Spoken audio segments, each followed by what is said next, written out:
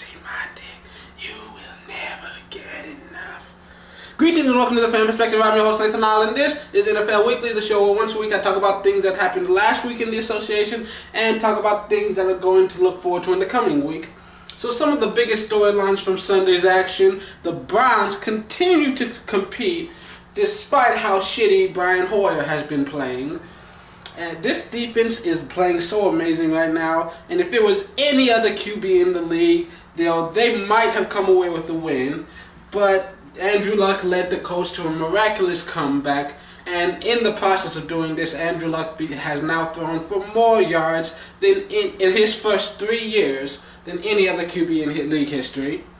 And in recent news, I found out just before I started filming this, the Browns have now named Johnny Manziel the starter.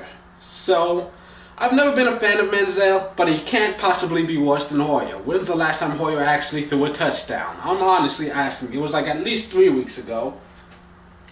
And also making history, Le'Veon Bell has had 3 straight games of over 200 yards from scrimmage. The last person to do that was Walter Payton.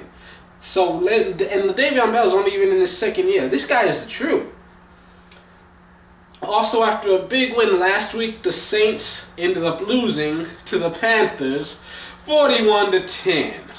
And somehow that division title is still very wide open.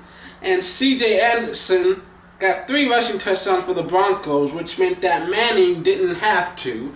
So his streak of 51 consecutive games with a touchdown pass comes to an end. And also, one of the best things that happened on Sunday, Jeff Fisher of the St. Louis Rams, he sent out a bunch of people who want the team captains, whose names you've probably never even heard of. But he sent them out there because these are all the players that they drafted with the picks that they acquired from the Redskins via the RG3 trade. Fucking dick. And let's just talk about the playoff picture, because the Saints lost last week, the Falcons lost, and do you know what that means?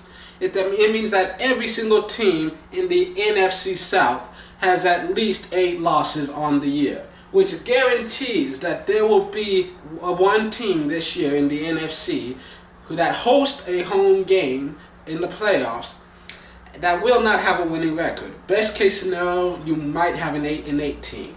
But more than likely, it looks like you could have a 6 or 7 win team hosting a playoff game. And then, despite losing to a division rival, the Bengals are still in first place in their division. Every team in the AFC North still has at least one division game left. In fact, in the AFC, since we're talking about the AFC, there are 4 teams that are 2-11. The Raiders, the Jags, the Titans, and the Jets. Everybody else is still technically in the hunt. And then, I hear people talk about the Patriots all the time, about how they're the best team in the AFC. They talk about how they're undefeated at home, but do you know who else is undefeated at home? The Broncos, who are also 10-3. And so it's going to be between those two, and you would like to believe that whoever gets home field advantage is going to win the Super Bowl. But it's also very possible that both of them could get a first-round bye and then lose their first game. You really don't know. I'm just saying, don't count your chickens before they hatch, alright? I'm just saying. And then, there's also a couple of other teams that are undefeated at home. In the NFC, the Cardinals are undefeated at home. The Packers are undefeated at home. No one's talking about that, though.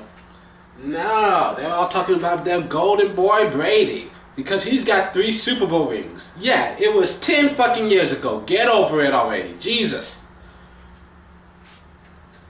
And now, a couple of games that you're going to look forward to in the coming weeks.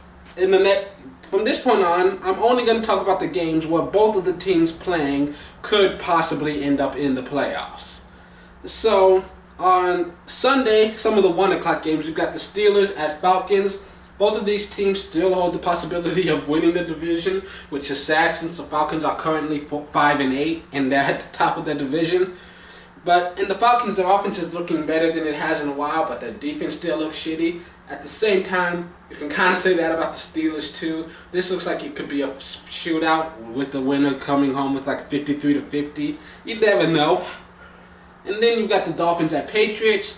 The Patriots very close to clinching their division and are still undefeated at home, but their only divisional loss this season came against Miami in the season opener. And then you got the Colts at the Texans, and the Colts right now they're in complete control of the division, and a win here would all but seal it. But if the Texans can manage to steal a win here, they're one step closer to possibly grabbing the division with a late push. And then you got the Bengals at the Browns. Right now, these teams, all of them have 7 or 8 wins in the division, and the division records are all about even. They're either 2-2 or 3-2 or 2-3. So there's a lot that could still happen. But if the Browns manage to lose here, it could really cripple their chances of getting into the postseason. Though, to be honest, I feel like the Browns have already done so much better than anyone expected them to. The fact that we're still talking about them as a potential playoff team this late in the season lets you know they've had a pretty damn good season compared to what we normally see from them. And then you got the Packers at the Bills. Bills are still fighting for what at best would probably be a wild card spot for them, even though technically, as I said before, Patriots have not officially clinched the division. But, the Packers, meanwhile, could still potentially lose their top spot in the division if they lose a couple down the road. So I expect them to keep firing on all cylinders. I expect A-Rod to keep throwing a bunch of touchdowns, for them to keep scoring 50 points a game for at least another week or two until they can officially seal the deal. And then at the 4 o'clock games, you've got the Broncos at the Chargers. The Chargers' win streak came to an end last week, but they've still got a shot at grabbing the division, but it has to start with them getting a win here. If they don't win this one, it's basically wild card or bust for them at that point. And then you've got the 49ers at the Seahawks. The 49ers still have a shot at the playoffs for now, but if they lose this one, that's basically their season. And then on Sunday night, you got the Cowboys at the Eagles. And after what happened the last time that they faced on Thanksgiving with the Eagles trouncing the Cowboys, suddenly you had everybody flying off the motherfucking bandwagon. But let me tell you this thing, though. Because the Cowboys are an under 500 at home this season. But on the road, they are undefeated 6-0. Just keep that in mind. Also, though, keep in mind that the Eagles are completely undefeated in the division. So one of those things is going to change this week. So that's it for this edition of NFL Weekly. Tune in next week for another on-web episode. But until then, this has been The Fan Perspective. I'm your host, Nathan Lyle. Have a good week.